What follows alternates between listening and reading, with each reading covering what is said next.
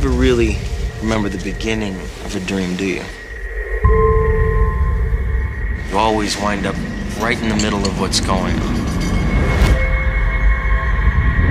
Dreams feel real while we're in them. It's only when we wake up that we realize something was actually strange.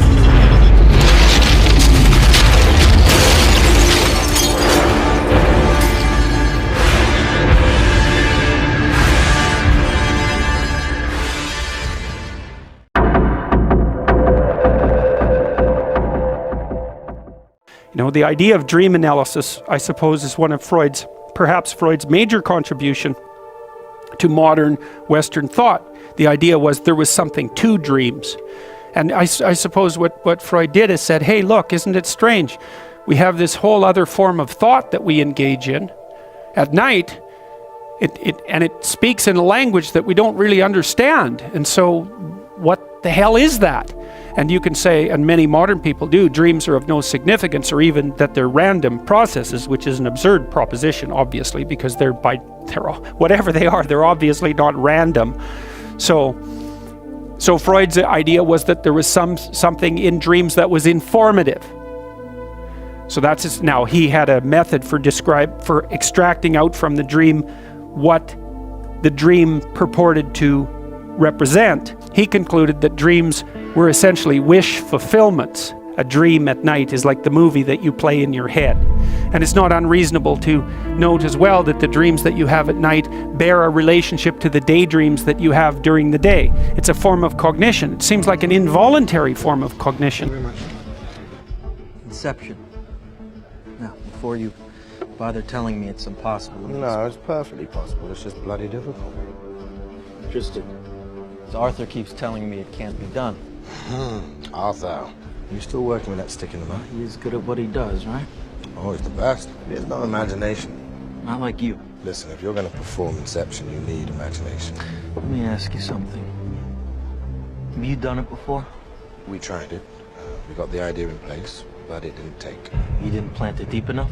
No, it's not just about depth. You need the simplest version of the idea in order for it to grow naturally in your subject's mind. It's a very subtle art. So what is this idea that you need to plant? We need the heir of a major corporation to dissolve his father's empire. You see, right there you have various political motivations and anti-monopolistic sentiments and so forth, but all of that stuff, it's really at the mercy of your subject's prejudice, you see.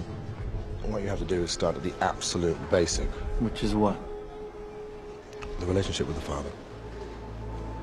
Jung thought about the dream as nature speaking of its own accord, roughly speaking. And so his idea was, well, when you sleep, you dream, but the dream happens to you.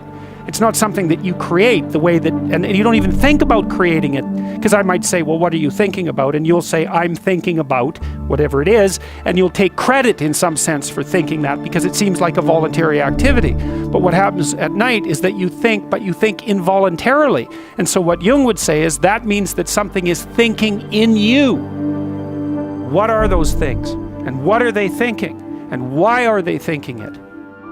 Once one has seen the vital importance, that is, the healing or destructive impact of the symbols produced by the unconscious, there remains the difficult problem of interpretation. Dr. Jung has shown that everything depends on whether any particular interpretation clicks and is meaningful to the individual concerned. In this way, he has indicated the possible meaning and function of dream symbolism. But in the development of Jung's theory, this possibility raised another question. What is the purpose of the total dream life of the individual? What role do dreams play, not only in the immediate psychic economy of the human being, but in his life as a whole? By observing a great many people and studying their dreams, Jung discovered not only that all dreams are relevant in varying degrees to the life of the dreamer, but that they are all parts of one great web of psychological factors. He also found that on the whole they seem to follow an arrangement or pattern. This pattern Jung called the process of individuation. Since dreams produce different scenes and images every night, people who are not careful observers will probably be unaware of any pattern. But if one watches one's own dreams over a period of years and studies the entire sequence, one will see that certain contents emerge, disappear, and then turn up again. Many people even dream repeatedly of the same figures, landscapes, or situations, and if one follows these through a whole series, one will see that they change slowly but perceptibly. These changes can be accelerated if the dreamer's conscious attitude is influenced by appropriate interpretation of the dreams and their symbolic contents. Thus, our dream life creates a meandering pattern in which individual strands or tendencies become visible, then vanish, then return again. If one watches this meandering design over a long period of time, one can observe a sort of hidden regulating or directing tendency at work, creating a slow, imperceptible process of psychic growth, the process of individuation. Gradually, a wider and more mature personality emerges, and by degrees becomes effective and even visible to others. The fact that we often speak of arrested development shows that we assume that such a process of growth and maturation is possible with every individual.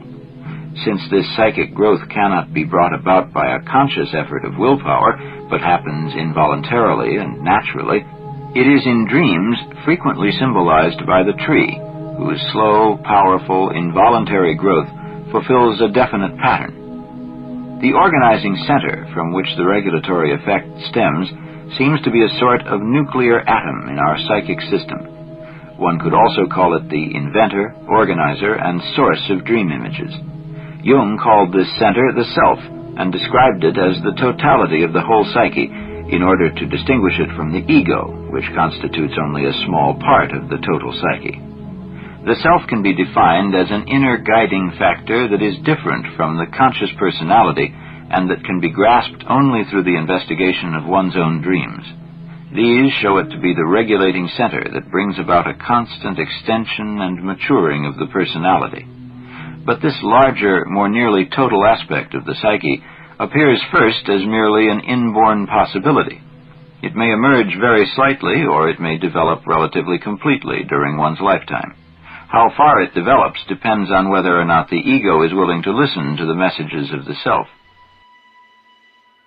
The dream is presenting an image or an idea that's associated with a network of ideas, and that if you can expand on the network of ideas as you go through the dream, you can elaborate on the dream, you can expand it upwards, and you can start to see what it might be attempting to put forward. Now, Freud's idea was that the dream knew what it was doing, but that its content was being suppressed and oppressed by an internal censor. So the dream had to be sneaky about what it was saying, because it was going to deliver a message that the person didn't want to hear. And that was tied up with his idea of repression.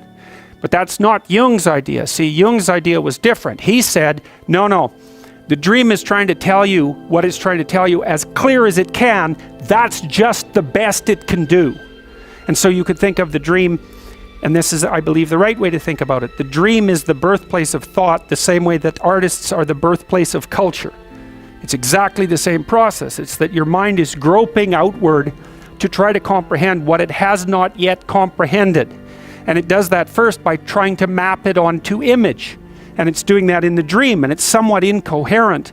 And well, let's stick with incoherent, because it's not yet a full-fledged thought. It's the birthplace of thought. It's a fantasy about what might be. And then if you can grip the fantasy and share it with other people, then maybe they can elaborate upon it and bring it into being with more clarity than it would be if it merely existed as the precursor of a thought in your imagination. Because you think, look, a thought appears in your head, right? That's obvious. Bang, it's nothing you ever ask about. But what the hell does that mean? A thought appears in your head. What kind of ridiculous explanation is that? You know, it just doesn't help with anything. Where does it come from? Well, nowhere. It just appears in my head. Okay, well, that's not a very sophisticated explanation, as it turns out, you know?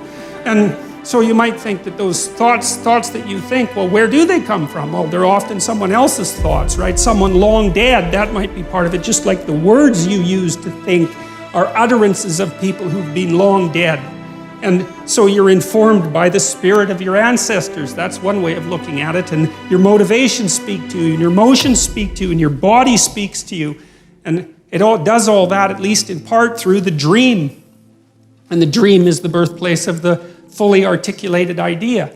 Jung was a great believer in the dream, and I noted that dreams will tell you things that you don't know. And then I thought, well, how the hell can that be? How in the world can something you think up tell you something you don't know? How does that make any sense? First of all, why don't you understand it? Why does it have to come forth in the form of the dream? It's like there's something going on inside you that you don't control, right? The dream happens to you just like life happens to you. I mean, there is the odd lucid dreamer who can, apply a certain amount of conscious control, but most of the time you're laying there asleep and this crazy complicated world manifests itself inside you, and you don't know how. You can't do it when you're awake, and you don't know what it means. It's like, what the hell's going on? And that's one of the things that's so damn frightening about the psychoanalysts, because you get this both from Freud and Jung. You really start to understand that there are things inside you that are happening that control you instead of the other way around. There's a bit of reciprocal control, but there's manifestations of spirits, so to speak, inside you that determine the manner in which you walk through life, and you don't control it. And what does? Is it random? There are people who have claimed that dreams are merely the consequence of random neuronal firing, which is a theory I think is absolutely absurd, because there's nothing random about dreams. They're very, very structured and very, very complex, and they're not like snow on a television screen or static on a radio. Like, those things are complicated. And then also I've seen so often that people have very coherent dreams that have a perfect narrative structure. They're fully developed in some sense, and so that theory just doesn't go anywhere with me. I just can't see that as useful at all. And so I'm more likely to take the phenomena seriously and say, well, there's something to dreams. Well, you dream of the future and then you try to make it into a reality. That seems to be an important thing. Or maybe you dream up a nightmare and try to make that into a reality, because people do that too if they're hell-bent on revenge, for example, and full of hatred and resentment. I mean, that manifests itself in terrible fantasies. Those are dreams, then people go act them out. These things are powerful.